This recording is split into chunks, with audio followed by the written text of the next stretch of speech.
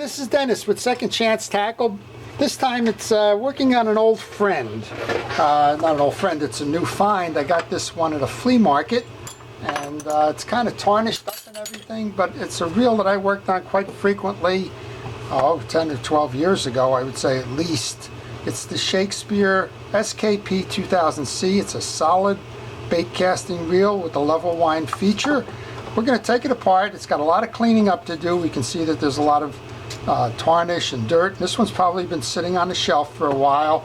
I got a good price on it at the flea market. I always like these reels, and so we're going to take it apart. We'll show you what it's made of. If you have one of these, we'll show you how to tune it up, to take care of this reel so that it'll last even longer. And what I'd like to do is encourage you to subscribe if you like these videos. If you'd like to see more of these, if you have some fishing reels that need to be tuned up along the way, then I'd ask you to subscribe, and please stay tuned as I post frequently. So we're going to start by taking off the exterior pieces. That started with the handle nut cap, and there's a little C-clip underneath here, so I'm going to pull that. I guess it's an E-clip. I always seem to get them wrong, but it's an E-clip. I use a little pick to do that, and you got to watch it. It's a spring. It tends to shoot out, but it looks like the letter E. That's why they call it an E-clip. Put that in the basket. Then we can grab a wrench and we can take off the handle nut. I never grabbed the right wrench at the first shot. Just looking for an 11 millimeter.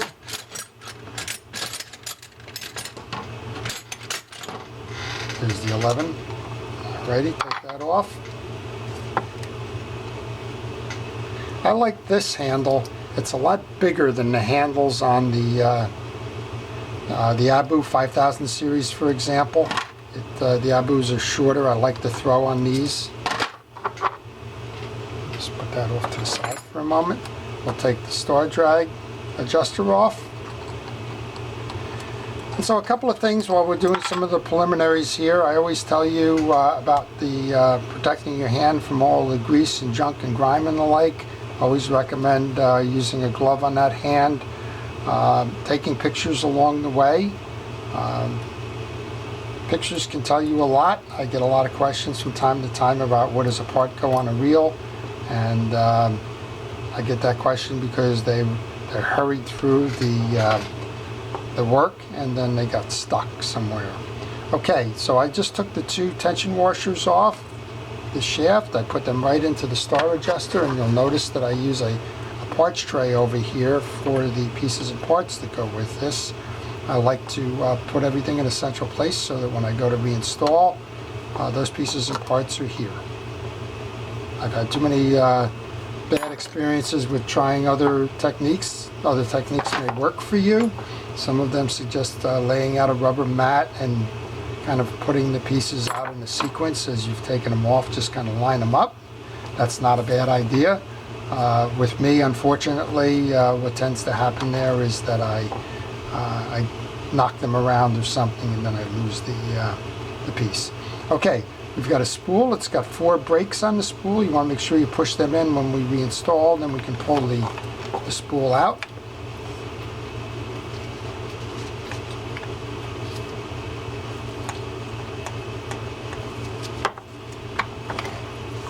This one's stuck. It needs a little grease on the back end. We'll get over to that back end in a moment. We're going to concentrate on the drive side first. There is a little bit of grease and junk, so let's take that out. I'm going to pull this frame off completely, and we're going to put it in a cleaner because of the accumulated dust and grease and grime and the like. But for the first part, it doesn't hurt to get any of the excess off. Okay, turn this around. We have 2 case screws that hold this together. We're going to go take those off, and that'll show us the underside construction of this reel.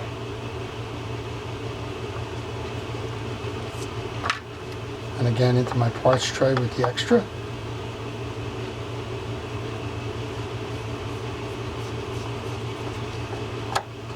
So this has just got a lot of grease and grime on it. on the inside, it's what I expected to see. It's a beautiful construction here. We have a collar. We have a ball bearing. We have another shim. We have another shim underneath. And we have our gear set up. This one came from underneath. Then we have our anti-reverse. This is not an instant anti-reverse. It has a click trim. It has a trip lever. It has a yoke assembly with 2 springs that hold to the case. We'll take those out, and I'm going to put those springs right into my parts tray because those are easily lost. We have the trip lever, as I mentioned. When you push down on this, it's going to force it in. Of course, I have the share off at this point. And when you rotate this lever, it's going to push that back up.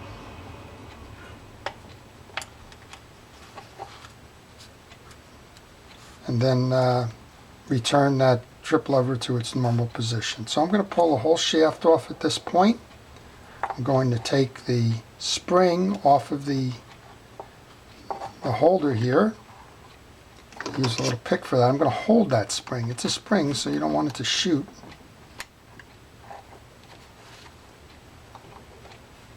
When you take it off,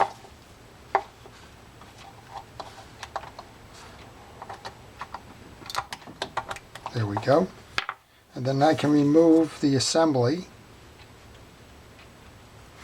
And now we can go do a cleanup on all that pasty kind of stuff that's going on in the front of this. There's a little washer here that goes on top of this stud. I'm going to put that right back on there. And we'll just clean up that little pasty mess. So I'm going to put some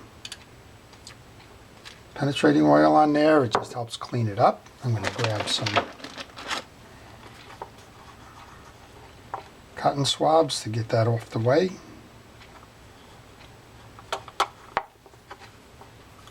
And I generally use paper towels, cotton swabs, sometimes some steel wool. But overall, you want to make sure that any of the dried grease or coagulated grease gets cleaned up along the way before you go any further in terms of doing the work on this.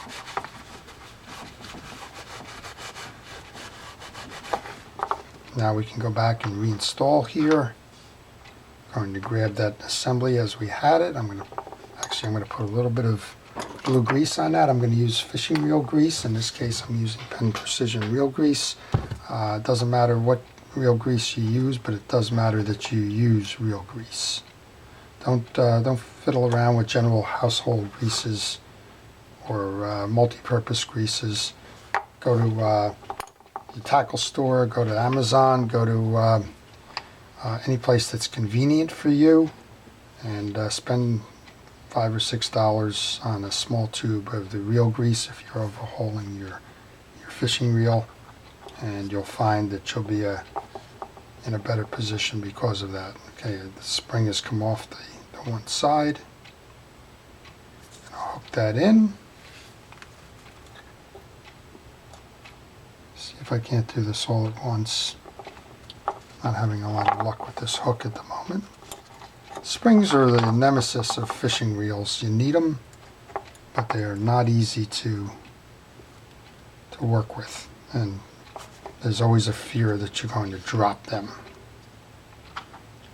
So it takes a couple of times. Take patience. I like to say that there's only 2 things required of fishing reels when you're working on them: a sense of humor and patience. Okay, there we go. I hooked it back on, hooked it through the eye, over the post. That's the beginning of this. All right, now we have a click ratchet here that I want to make sure that we clean. There's a shim washer that goes here.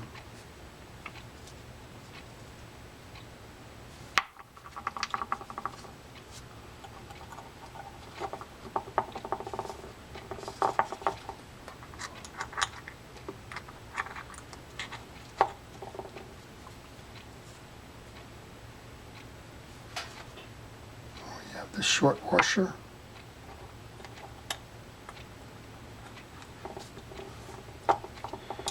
We have the assembly.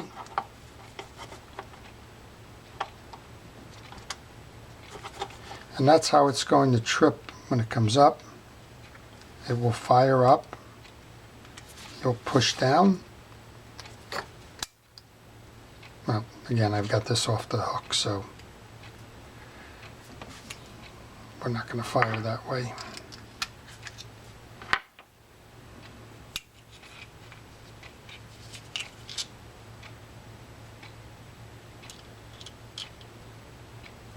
I wanted to put this is the anti-reverse dog, I wanted to put that on first before I loaded this.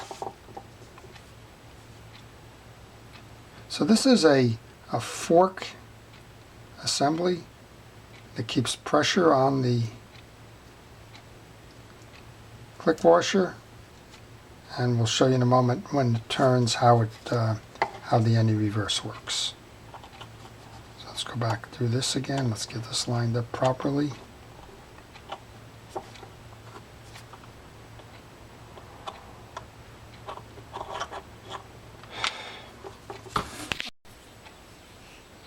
Okay, so I had to reset the camera. I didn't realize some of this was going off camera. So we've reinstalled the ratchet. Here's your anti-reverse. When you turn, it'll turn it out. Pushing it out against that fork as you go to turn backwards, it engages that stop in that click ratchet. On this side we have this mounted so that when we push down, this is going to engage in those spokes down here, and when you turn again it's going to push that up to release the free spool. Okay, next up then is that black washer that sits on top of the click ratchet. Then we have the gear. And this is a plastic gear, interestingly enough. For a main gear, it's a plastic gear. We want to make sure that we have this lubricated.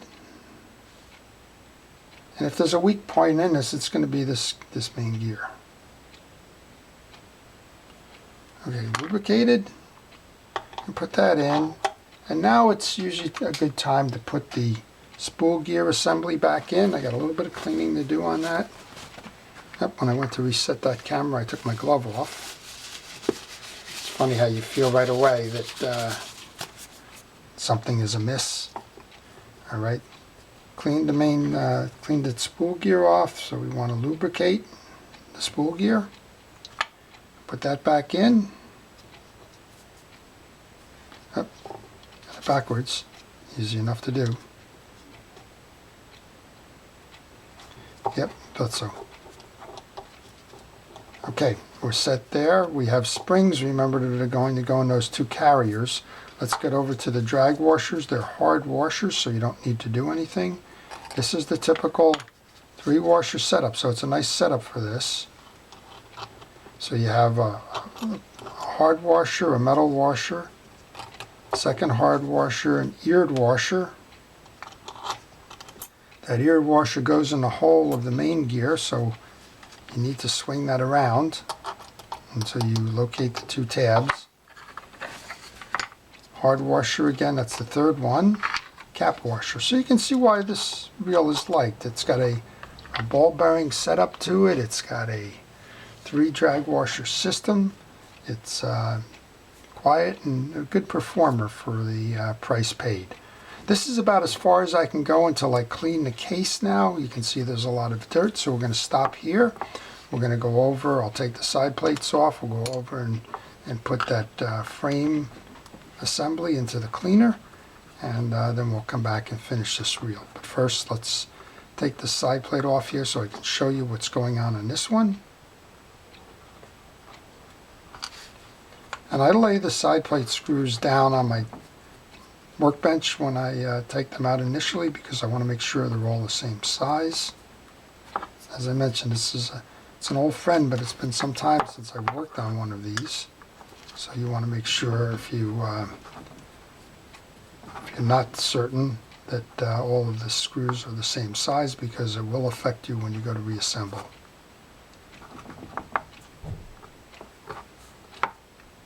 And these three are the same size, so I'm going to take these, put them in my parts tray so we don't lose them. Pull the side plate off so you can get a view with that. Here's your idler gear, which is going to drive the level wind feature. You can see that over here, how it drives that. And the rest of it, here's your click assembly. That's in good condition. Everything inside of here appears to be clean. So we're just going to let that go at the moment. We'll go ahead and clean this up, and we'll come back after the cleaning. So the parts are done now. I've cleaned them all up, and it's time to do some lubrication and reassembly. So we had the back side open on this. We wanted to make sure we could get the case nice and clean, which we did. We're going to grab our wheel grease. We're going to make sure that we get grease onto the idler gear, which is going to turn the worm assembly off of the spool. Now, if you had to replace the idler gear, you would simply pull those two screws out that holds the idler gear in place. If you need to replace the worm, you pull this mechanism off here. It's a little clip, and that'll be able to pull through as well. But overall, that cleaner did a nice job. I'll try and not let it get too dirty on the way back. Now when we go to reinstall the side plate here, there's a little slot on the carrier for the clicker. You need to align the slot here with the peg on the assembly as you go to put that on.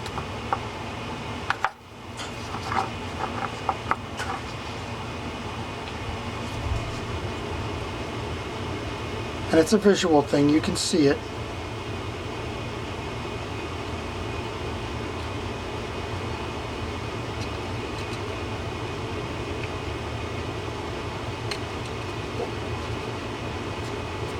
It's just a matter of trying to get the balancing act in place.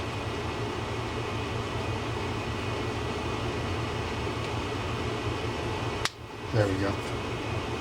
Okay, so then we can grab our three little screws that we put aside there and put the case back on.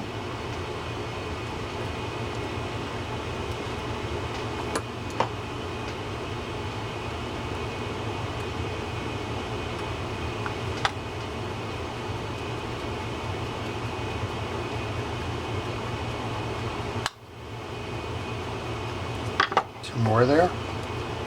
So I used the ultrasonic cleaner with this, very happy with the results. I've had mixed results with it when it's just surface grease and grime, and in this case I guess a lot of fish guts and whatever else might be there. That did a really good job. When it's more grease related, I have a little bit more residual cleanup that has to be done, but in this case it was simply a matter of just taking a paper towel and wiping off what was on the surface, and it just came right back nice and clean. So there we go. Alrighty. So that's that side. We'll try and keep it clean. I have some grease on my glove, and that probably will make a mess of things. Okay, so this is the drive for the worm gear, so we want to get some grease on that. That's going to intersect with the plastic one that we just put the grease on. Go ahead and go reinstall. That's part of the spool then. There we go. We're going to make sure all the brakes are in when we go to do the rest of it. I'm just going to lay that assembly aside then. So we have this part that we've pretty much worked on throughout. We're going to take those two springs now that we had that I said be careful with them, don't lose them.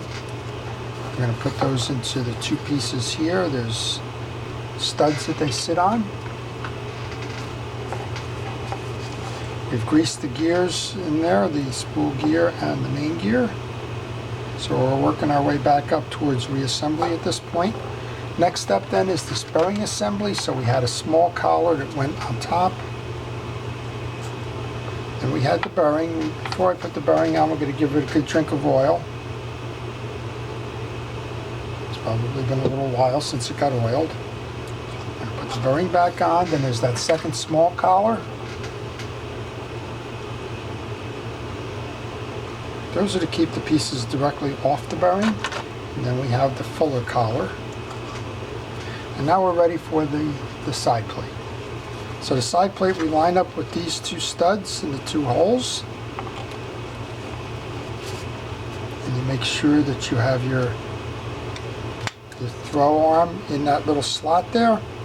And go grab those two side plate screws.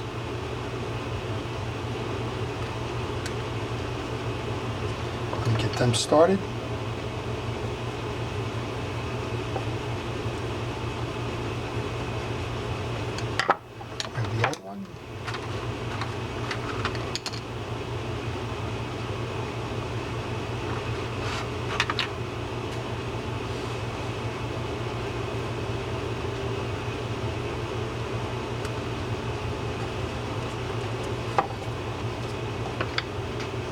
Just need a little help here.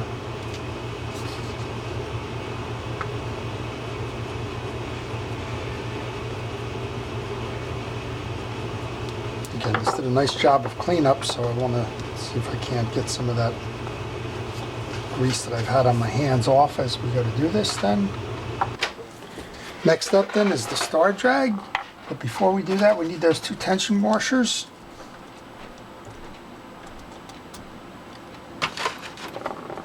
We can put the star adjuster on.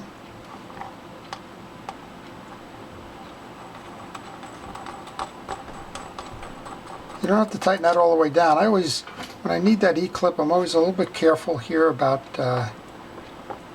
tightening it down for risk of pulling it off of the shaft.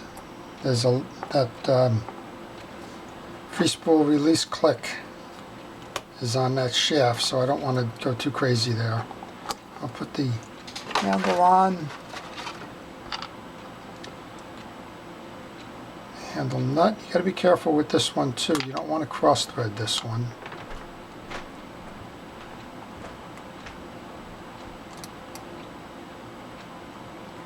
Just having a little trouble getting it started. It's kind of wanting to cross thread. There we go. And once I clear the shoulder there, tighten it down one or two, and then we can put that E-clip on. Then we can install, and we'll see how we did.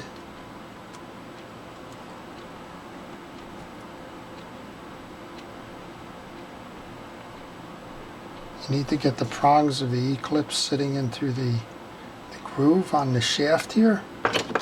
And I generally will use a needle nose pliers or something to pull it in. We're set there. Now we can go tighten this down. Tighten the star adjuster down. Make sure your brakes are in on this. One last little piece of business here. Put a little bit of the grease onto the spool shaft. Go ahead and go line this up then. Tighten this down. Let's see how we did. It seems like it's kind of going already, so that's always a good sign. Grab our screwdriver just to make that final tight. So only a couple of things left then. Let's see how we did. Oh, we did fine. Backing that over to the side here. One of the two or three things left here. We want to put a drop of oil into the pole carrier. Keep the pole nice and lubricated. I'll put a drop in there. I'm using real oil for this. I'm using Real X. I'm going to put that right back on.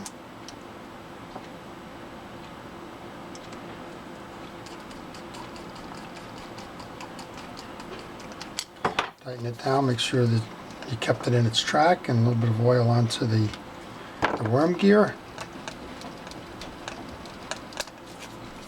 Test the drags, make sure we're nice and tight with that. Nice and tight there. Now a word of caution here, if you're going to put braid on this, there is no stud on the back of this spool. You may have noticed that when I was cleaning it or reinstalling it. So if you're going to put braid on this reel, and this was made probably just at the time that braid was being introduced, they weren't thinking about it, but there is no stud on this spool. So this one is a candidate for braid slip. What you'll want to do is you'll want to put about, I don't know, 5-10 yards of monofilament on before you put your braid on. That way it'll grip the spool. But get my dirty glove off there so that I can clean the reel to the best that it was made to be. We've got a nice functioning Shakespeare 2000C. This one's been around a long time, but this one's ready to go fishing, and you keep it maintained like this and it'll go fishing for a long time to go. So there you go. That's the reel that we set out to conquer today, and I think we're happy with the results. Please subscribe if you want to see more of these. I appreciate you watching. This is Dennis with Second Chance Tackle. Thank you.